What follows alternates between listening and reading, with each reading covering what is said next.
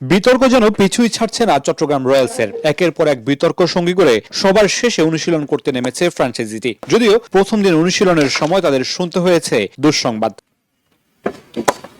ইতিমধ্যে 6 বিদেশি ক্রিকেটারের আশা পাকা থাকলেও এর মধ্যে আসছে না 3 ক্রিকেটার। ডিকলা শ্রীলঙ্কা রিসেন্টলি টি-20 টিমে চান্স পেয়েছে, এই জন্য বোর্ড এনওসি দিচ্ছে না। আর আবরারের সাথে কথাবার্তা চলতেছিল, আবরার লাস্ট মোমেন্ট পর্যন্ত ওকে হোল্ড করে রেখেছে। আর স্টার্লিং নিজে থেকে নাম উইথড্র করেছে। আর বাদ বাকি যারা আসতেছে, ডেলপোর্ট, তারপরে গোলাম, এরা হয়তো বা রিসেন্টলি জয়েন করবে টিমের সাথে।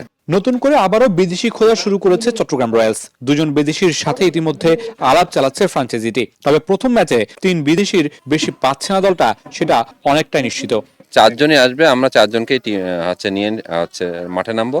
দল সাজাতে অতটা বেগ পেতে হবে না আমাদের, যেহেতু 7 জন লোকাল ক্রিকেটার খেলবে, 4 জন ফরেন, তো আমরা 4 জন ফরেনকে চেষ্টা করবো প্রথম থেকে যেন অ্যাভেলেবেল থাকে তারা এবং ম্যাচের সাথেই খেলতে পারে। শক্তিমত্তায় অন্য দলগুলোর তুলনায় অনেক পিছিয়ে চট্টগ্রাম, সেটা অকপটে স্বীকার করলেন দলের মেন্টর।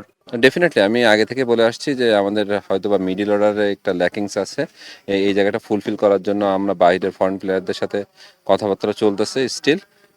হোপফুলি হয়তোবা তারা কালকে, আমাদের মনে হয় যে চলে আসতে পারবে কাল পরশুর ভিতরে।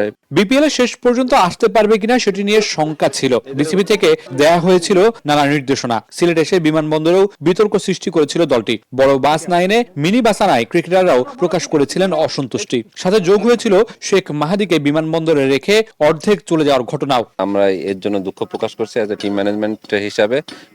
আসলে এটা হয়ে গেছে, নেক্সট টাইম থেকে আমরা সতর্ক থাকবো। অনুশীলনের দিন অবশ্য বড় বাসে করেই মাঠে আসে দলটি। বিতর্ক এড়িয়ে চট্টগ্রাম রয়্যালসের যাত্রা সামনে সুখকর হয় কিনা সেটা এখন দেখার বিষয়। Mamunur Rashid, star news, Sylhet.